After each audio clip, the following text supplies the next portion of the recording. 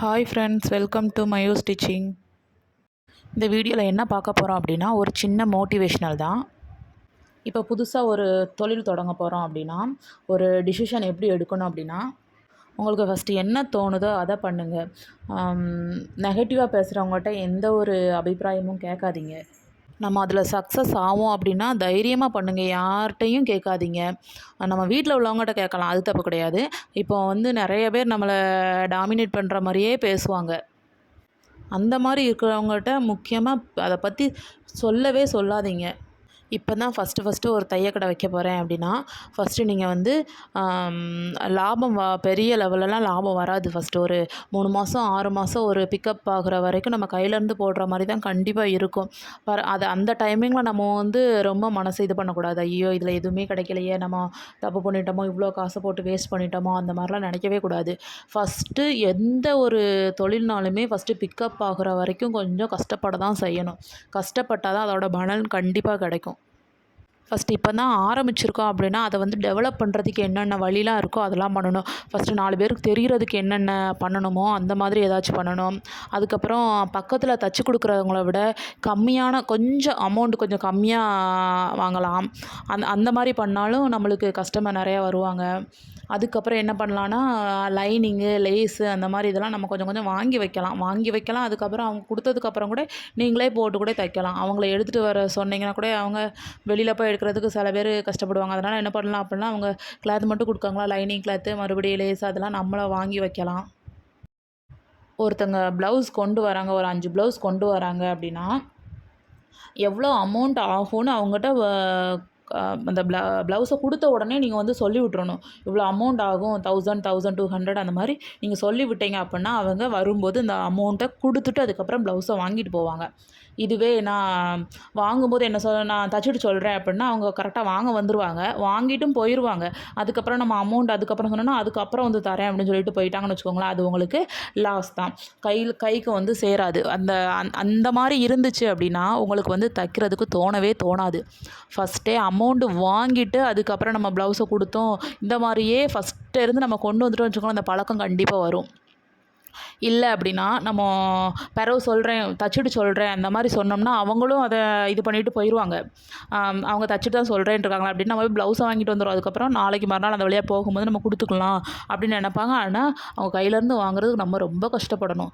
நம்ம தைச்ச உடனே வாங்கிட்டோம் அப்படின்னா அந்த கஷ்டம் வந்து தெரியாது. அதனால் ஃபஸ்ட்டு ஸ்டார்டிங்லேயே நம்ம தைக்க பழகிட்டோம் அப்படின்னா, நம்ம வெளியில் தச்சு கொடுக்குறோம் அப்படிங்கும்போது அவங்கள்ட்ட ஃபஸ்ட்டு ஸ்டார்டிங்லேயே காசு வாங்கி பழகிடணும். அந்த பழக்கம் இருந்துச்சுனாலே நம்மளுக்கு இந்த தொழிலில் ஒரு ஆர்வம் இருக்கும். இப்போ ஒரு பிஸ்னஸ் பண்ணுறோம் அப்படின்னாலே வரவு செலவு கணக்கு நோட்டு கண்டிப்பாக இருக்கணும். கண்டிப்பாக இருந்தால் தான் என்ன நடக்குங்கிறது கண்டிப்பாக நம்மளுக்கு தெரியும்.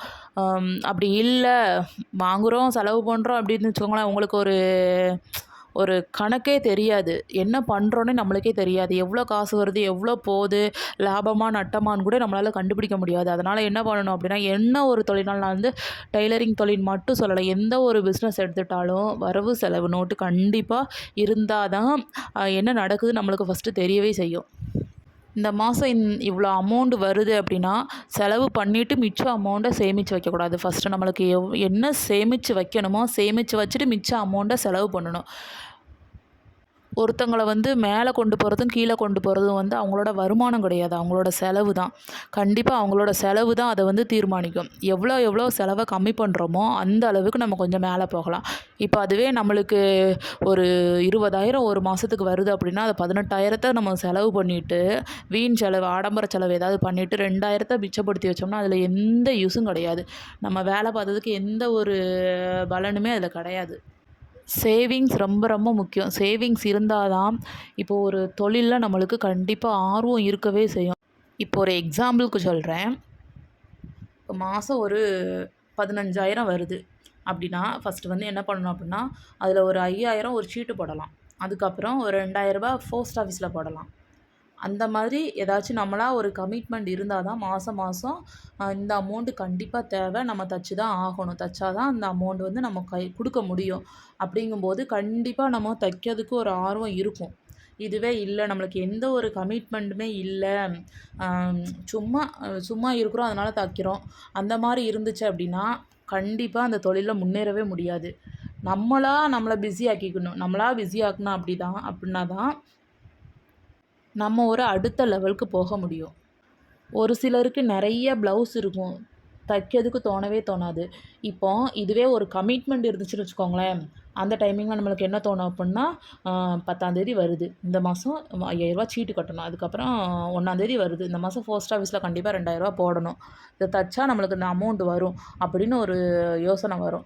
இல்ல அப்படின்னு வச்சுக்கோங்களேன், அந்த ப்ளவுஸ் இருக்க தான் செய்யும். நம்மளுக்கு எந்த கமிட்மெண்ட்டுமே இல்ல அப்படின்னா, அது பேசாம இருக்கும்.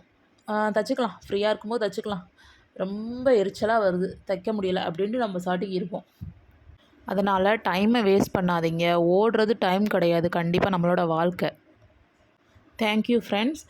இவ்வளோ நேரம் என்னோடய வீடியோவை பார்த்ததுக்கு, கேட்டதுக்கு ரொம்ப தேங்க்ஸ். அந்த வீடியோ பிடிச்சிருந்தா லைக் பண்ணுங்கள், ஷேர் பண்ணுங்கள், மறக்காமல் கமெண்ட் பண்ணுங்கள்.